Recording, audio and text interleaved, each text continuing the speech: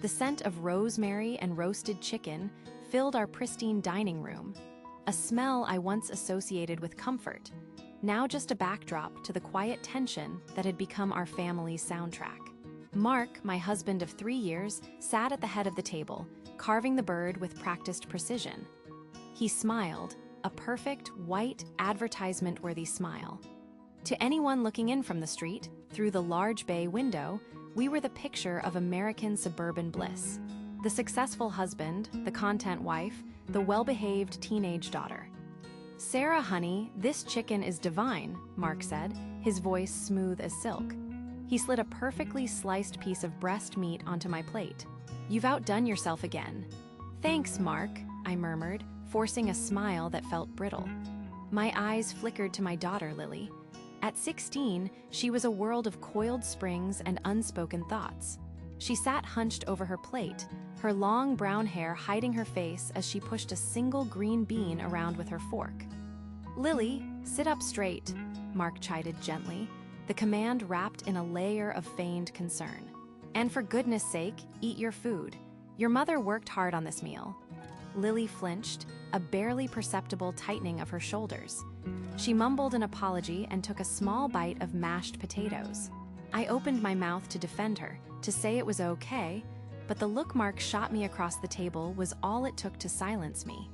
It wasn't angry, not overtly. It was a look of mild disappointment, the kind that said, "Don't undermine me. We're a team." We ate in near silence for a few more minutes, the only sounds the clinking of our silverware against the porcelain plates. The air was thick with things unsaid. Then, it happened. Lily reached for her water glass and, in a motion that seemed entirely accidental, knocked her cloth napkin onto the floor. "Oops," she whispered, her voice small. "I'll get it," I said, grateful for the distraction. As I bent down, my fingers brushed against hers. She didn't just let me take the napkin. She pressed it into my hand, her fingers surprisingly firm, and held my gaze for a fraction of a second. Her eyes, wide and dark, screamed a message my ears couldn't hear. It was a look of pure, unadulterated desperation.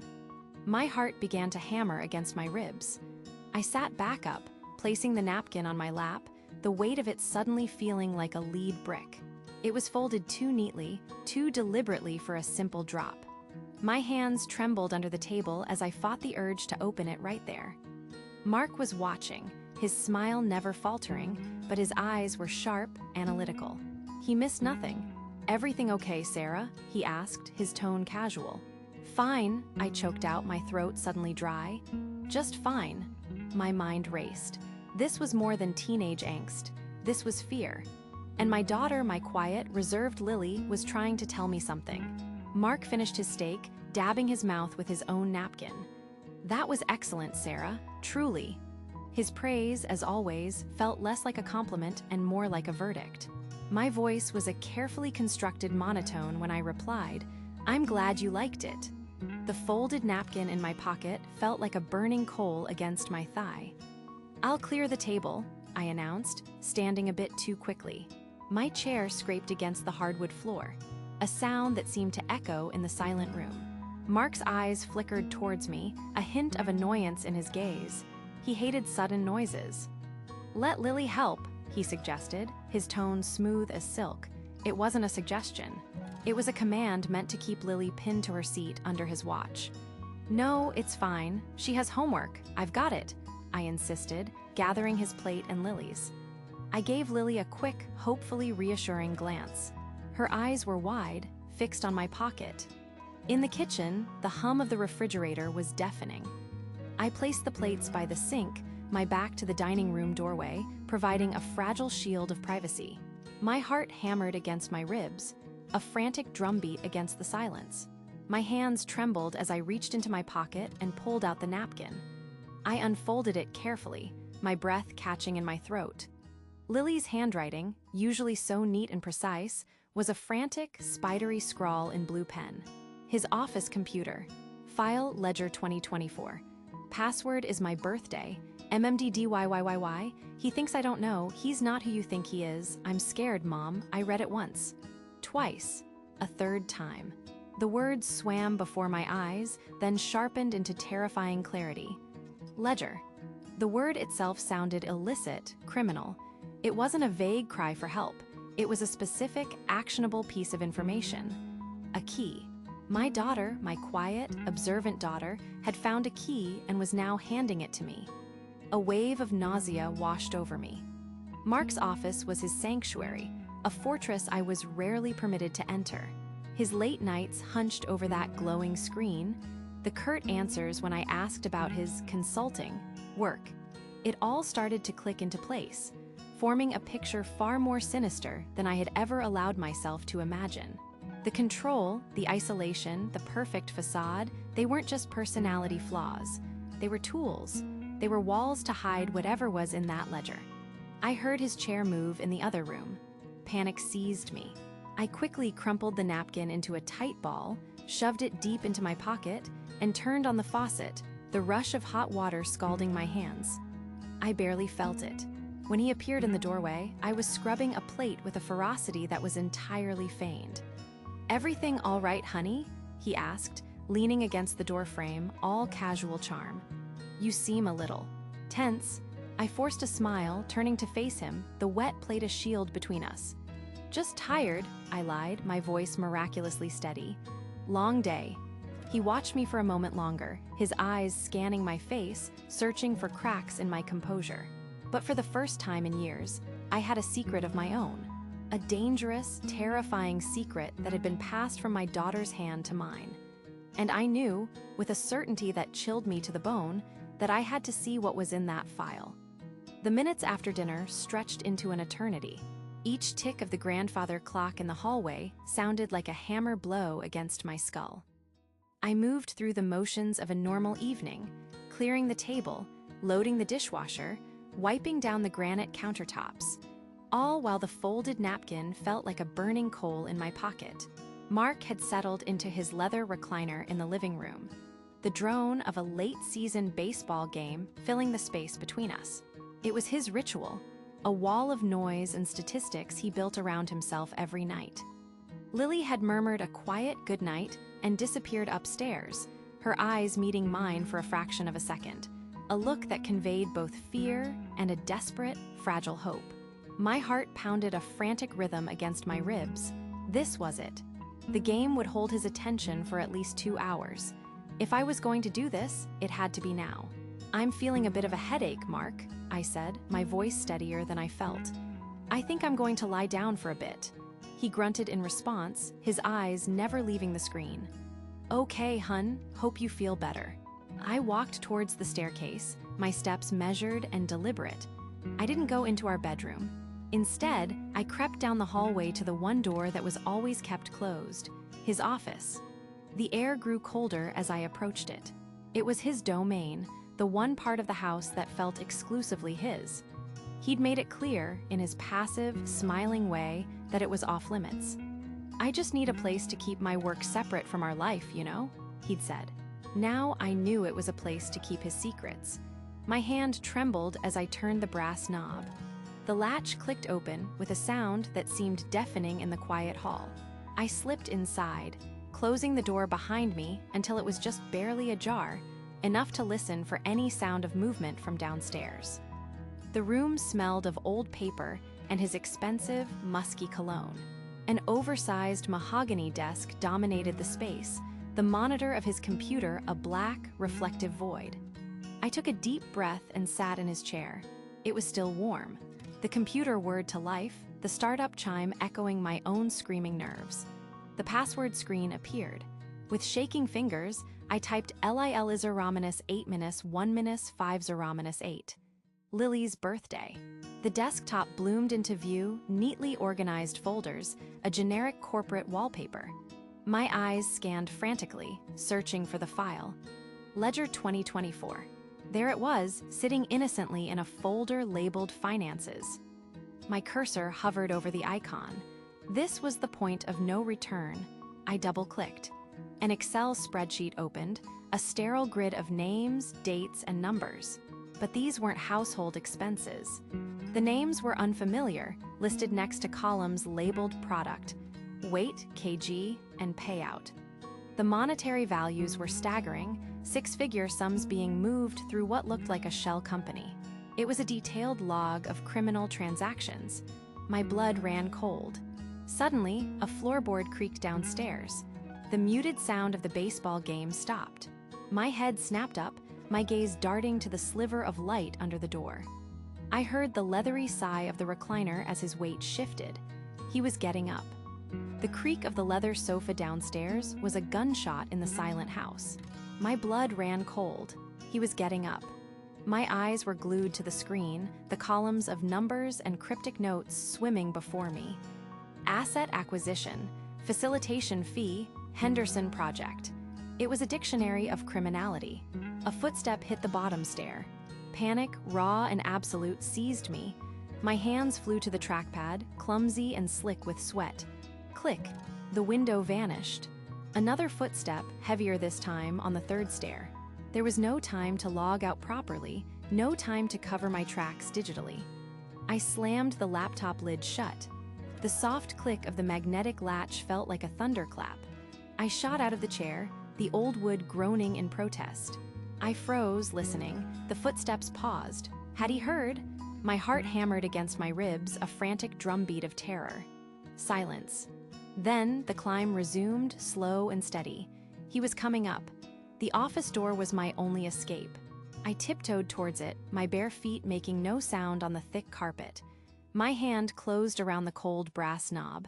I turned it with agonizing slowness, praying it wouldn't squeak. The latch clicked open. I pulled the door just enough to slip through, my body moving with a stealth I didn't know I possessed. I didn't dare pull it shut behind me. The click would be a confession.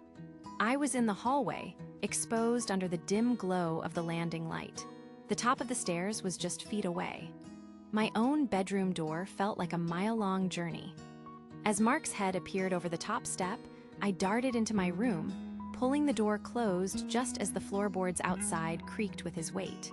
"Sarah," his voice, usually smooth and reassuring, now sounded laced with suspicion. It cut through the wood of the door. I leaned against it, my whole body trembling. I squeezed my eyes shut, forcing air into my lungs. "Yeah," I called back, amazed my voice came out as a squeak and not a scream. Just getting ready for bed. Everything all right. I thought I heard something. "Just clumsy me," I said, trying to force a light, airy tone. Dropped my book, really tired. I heard him hesitate for a moment before his footsteps receded towards the master bathroom. The sound of the faucet running was my signal. I stumbled towards my bed, collapsing onto the edge of the mattress. The adrenaline that had propelled me through the last 5 minutes drained away, leaving a hollow, shaking dread in its wake. The numbers from the ledger burned behind my eyes. This wasn't just shady business deals. The amounts were too large, the descriptions too vague. This was dangerous. Lily's note echoed in my head. "I'm scared." She knew. Somehow, my quiet, observant daughter had seen the monster I had married. And now, so had I. My phone lay on the nightstand. I picked it up, my thumb hovering over the 911 icon. But what would I say? My husband has a scary spreadsheet. They would need proof. The laptop. I needed that file. I had to get it out of that office. The next morning, the silence at the breakfast table was a heavy blanket. The smell of coffee and toast did little to mask the suffocating tension that only I seemed to feel. Mark sat across from me, scrolling through news on his phone, occasionally grunting in disapproval at a headline. To him, it was just another Tuesday in our quiet suburban Chicago home. To me, it was the first day of a war he didn't know I was planning to wage. My mind raced, searching for a crack in his routine, a plausible reason to get him out of the house. My eyes landed on the pantry. An idea sparked, fragile but sharp. I stood up, feigning a sudden realization. "Oh, shoot," I said, my voice carefully pitched to sound mildly annoyed. "I completely forgot I need mascarpone cheese. I promised Mrs. Henderson next door I'd make her my tiramisu today. Her daughter is visiting from college." Mark didn't look up from his phone. "So, get it later." "I can't," I pressed, walking toward the door and grabbing my purse to sell the act. The only place that carries the good kind is that Italian market in Naperville. If I don't go now, the afternoon traffic will be a nightmare. I'd feel terrible letting her down. I was banking on his need to maintain a flawless neighborhood reputation. He sighed, a long, dramatic sound of a man being deeply inconvenienced. Fine, go, don't be long. I won't, I said, my heart hammering against my ribs. The victory was small, but it was everything. I watched from the window as his silver SUV pulled out of the driveway and disappeared down the street. The moment it was gone, I didn't walk, I ran. My hands trembled as I retrieved a small USB drive from the bottom of my jewelry box, a forgotten relic from a past corporate job. I crept back to his office, the door feeling like a gateway to a monster's lair. Inside, the air was stale. I powered on the laptop, the chime sounding like a gunshot in the silent house. My fingers flew across the keyboard, Lily's birthday. The desktop appeared, my breath hitched. Documents, projects, Ledger 2024.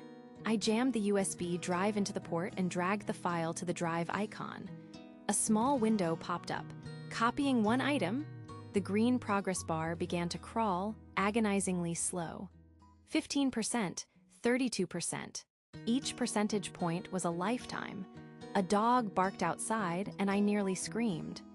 My eyes were glued to the screen, my ears straining for the sound of his car. 75%, 88%, just a few more seconds. And then I heard it, a low rumble growing closer. The distinct sound of his SUV's engine. He was back. The garage door began its loud, whining ascent. Panic, cold, and absolute seized me. 97%, 99%. The window vanished, copy complete. I ripped the drive from the port, shoving it deep into my jeans pocket. I forced the laptop to shut down, slamming the lid closed just as I heard his keys jingle in the front door lock. I slipped out of the office, pulling the door shut with a soft click, my entire body shaking. He was home, but I had it. I had the proof. My heart was a frantic drum against my ribs as I walked back into the living room. The USB drive in my pocket felt heavy, a damning piece of evidence that could either save us or get us killed. Mark was on the couch, flipping through channels, but his eyes, cold and sharp, snapped to me the second I entered. "Took you long enough," he said. His voice was casual, but the hard edge underneath was unmistakable. "Just tidying up," I replied, forcing a smile that felt like cracking porcelain. I couldn't let him see the terror swirling inside me. He watched my every move as I walked to the kitchen for a glass of water, his head turning to follow. "You seem jumpy, Sarah. Everything okay?" The question hung in the air, thick with unspoken accusation. I knew any wrong move, any flicker of fear would be my undoing. My mind raced, scrambling for an escape, a plausible reason to get out of his sight. Then, my eyes landed on the Pyrex dish sitting clean on the drying rack, the one our neighbor, Mrs. Henderson, had brought her famous 7-layer dip in last week. It was my alibi. "Oh, I completely forgot," I said, manufacturing a tone of mild annoyance with myself. "I need to return this to Martha." Mark grunted, his gaze fixed on the TV. "Don't be long." I grabbed the dish, my hands trembling slightly. With the USB drive tucked securely into the waistband of my jeans, hidden by the hem of my sweater, I walked to the front door. The click of the lock behind me was the sound of a breath I didn't know I was holding. The short walk across the lawn to Mrs. Henderson's porch felt like wading through cement. She opened the door with a warm smile that faltered the moment she saw my face. "Sarah, dear, you look like you've seen a ghost." I pushed past her gently, a choked sob escaping my lips. "Martha, I'm in trouble, real trouble. I need your phone. I can't use mine." Her neighborly kindness instantly sharpened into a protective, steely resolve. Without a word, she led me to her kitchen, handed me her old phone, and stood guard at her front window, her eyes fixed on my house. My fingers fumbled as I dialed 911. My voice came out as a shaky whisper as I asked for a detective, explaining that I had time-sensitive evidence of a major crime and that my husband was home and I was afraid. I was transferred quickly. To a calm, professional voice on the other end, I explained the situation, stressing the need for them to arrive without sirens. "We have the evidence on a drive," I whispered. "He can't know you're coming for that." The detective assured me a unit was on its way. "Just go home, act normal, we'll handle it." Returning to that house was the hardest thing I'd ever done. The wait was an eternity of silent screams. I sat on the opposite end of the couch from Mark, pretending to read a magazine, every nerve ending on fire. Then, through the blinds, I saw it, not a flash, but a subtle, rhythmic pulse of red and blue lights painting the trees across the street. They were here. The end was beginning. The sharp, authoritative rap on the door cut through the suffocating tension in the living room. Mark, who had been glaring at me, startled. His face shifted from suspicion to annoyance. "Who in the world is that at this hour?" he muttered, pushing himself off the sofa. My heart hammered against my ribs, a frantic drumbeat against the silence. "I'll get it," I said, my voice barely a whisper. I needed to be the one to open that door. It was my call, my responsibility. "Sit down, Sarah," he commanded, already moving toward the entryway. "I'll handle it." But I was already on my feet, following him. My legs felt like lead, but I forced them forward.